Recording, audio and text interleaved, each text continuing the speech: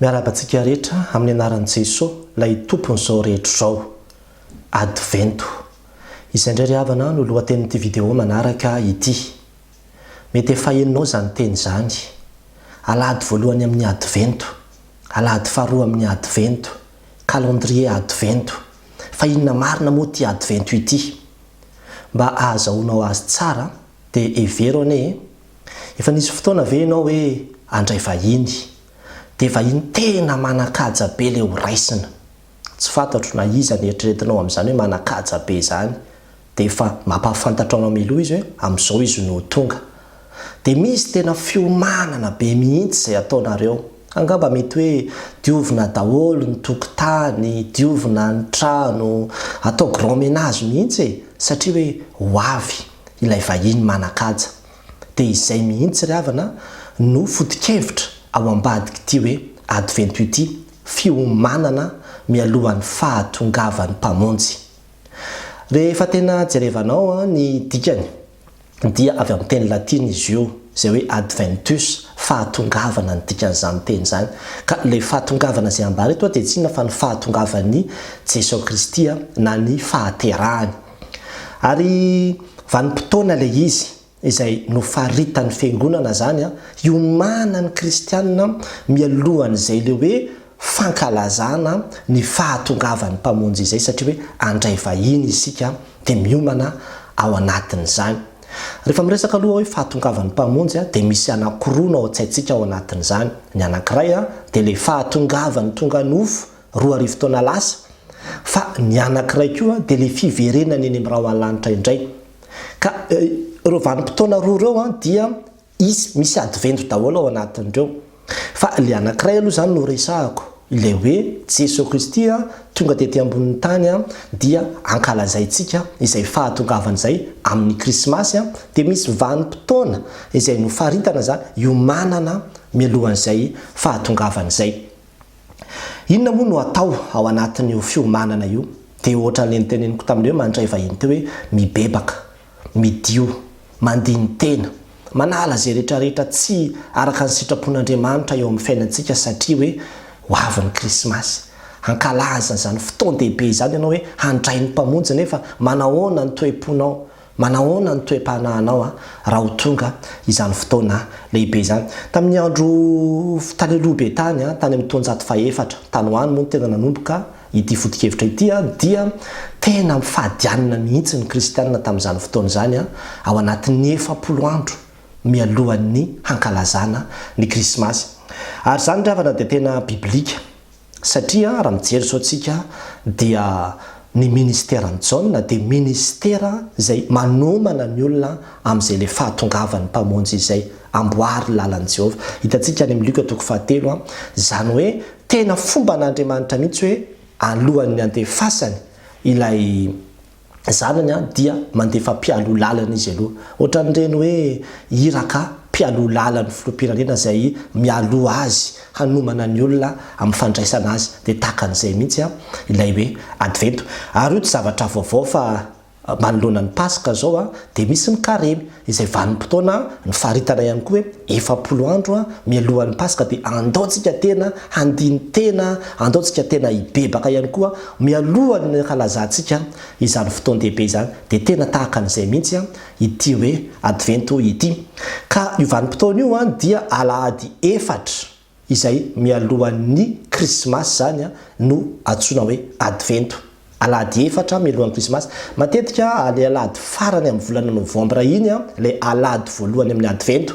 Dia mandeha alahady faharoa, fahatelo dia fahaefatra dia aorinan'izay tonga dia krismasy avy hatrany. Zany hoe eo amin'ny 20 andro zany dia vanim-potoana io izay tokony hibebahana, vanim-potoana io izay tokony andinihan-tena. Ho an'ny fiangonana sasany dia tena 40 andro mitovy amin'ny Pasika mihitsy le hoe karemy zany ity le Advento ity ho an'zareo zany manomboka volana novambra, tsasatsasaky ny novambra zany dia efa mankalaza an'io Advento io ry zareo. Fa ny akabetsaha moa dia le 20 andro le nambarako toe 4 alahady mialohan'ny krismasy ny any be sy maro. Dia misy koa ny calendrier Advento izay tsara ampahafantarina antsika ihany. Io calendrier io indray dia manomboka ny 1er décembre izy io dia misy ho an'ny toerana sasany zao dia ohatra misy zavatra kely tsokafana zay foana isan'andro dia ny ankizy moa zany ny tena omenan'io calendrier io dia isan'andro zany ny ankizy dia manokatra ny varavarana kely iny foana dia mandra-pahatonga ny krismasy zany hoe efa tena tsy andriny mihitsy ny fahatongavan'ny krismasy dia ampiomanina izy isan'andro misy teny kely vakiny foana ao anatin'iny calendrier izay antsoina hoe calendrier advento iny. Ny fomba fankalazan'ny fiangonana azy dia isan-karazany.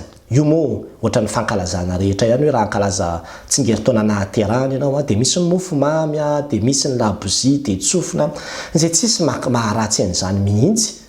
Fa ho an'ny fiangonana sasany zao dia mba ahafahana manamarika sy mampatsiaro ny kristianina ho aminy anio vanim-potoana ny advento io dia miova daholo ny loko rehetra ao anatin'ny fiangonana.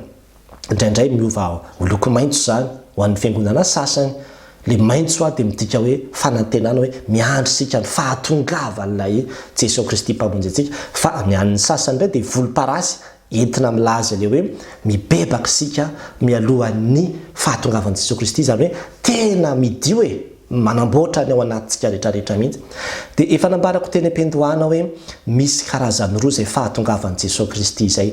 Ka io fahatongavan'i Jesosy Kristy zay iverenany eny amin'ny raha ohalanitra koa dia mila iomanana io. Raha ny tena marina zany dia advento foana ihany koa ny fiainantsika isan'andro. Advento foana satria miandry sy mibebaka sika malohan'izay mandra-pahatonga an'izay hoe fotoana hatongavan'i Jesosy eny amin'ny raha ohalanitra miomana sika amin'io fahatongavana io. Ho an'ny toerana sasany zao dia misy mandrehatra labozia izy. Ao anatin'ny fiangonana zany dia misy labozia anankiefatra eo dia arehatra. Isaky ny alahady voalohany dia aretina ny anankiray dia alahady faharoa dia aretina ny anankiray arehitra ny anankiray dia fahatelo faefatra toy izany dia le fahadimy lay rehefa tonga mihitsy ny krismasy dia mirehatra daholo zany izy dimy. Dia izany rehetrarehetra ny fombafomba ivelany ihany zay tsisy maharatsy azy mihitsy arak'izay fomba tiatsika ankalazana azy fa ny tena zava-dehibe dia averiko ihany le hoe midio ianao miomana ianao fa handray ny mpamonjy handray vahiny. Ka ao anatin'ny krismasy aloha dia izay mihitsy. Tandremo ry havana soa dia ny fitafiana, ny tokantrano, zany ny tena voaomana be satria hoe krismasy dia mandeha meloa mihitsy tsika roa volana meloa dia efa mandeha mampanjaitra ny akanjo. Tsy misy maharatsy an'izany mihitsy hoe akanjo tsara nanaovana entina mankalaza ny krismasy fa mihoatra lavitra noho izany dia ny fanahinao manahoana. Hiatrika krismasy indray izao tsika. Krismasy fahafiry izay ho atrehanao ty krismasy izay ho avy ity. Manahoana ny fiomananao, manahoana ny fahavononanao. Moa ve tena vonona handray ny tompo tokoa sa mbola eo ihany daholo le faharatsiana, mbola eo ihany daholo le toetra ratsy rehetrarehetra. Fa izao ny fotoana ry havana hibebahana, hiovana. Andaontsika iove, andaontsika hibebaka, andaontsika hiala amin'ny ratsy satria efa tonga ny zanak'Andriamanitra mba hamonjy antsika. Omany ny fonao fa tonga ny mpamonjy. Dia izany no antsoina hoe advento.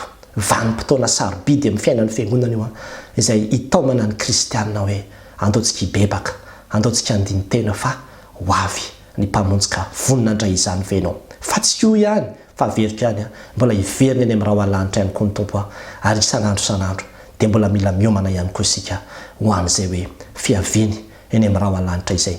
Miomana raha ry havana handray ny tomponao miomana fa ho avy Jesosy. Ho an'Andriamanitra rirany voninahitra. Amen.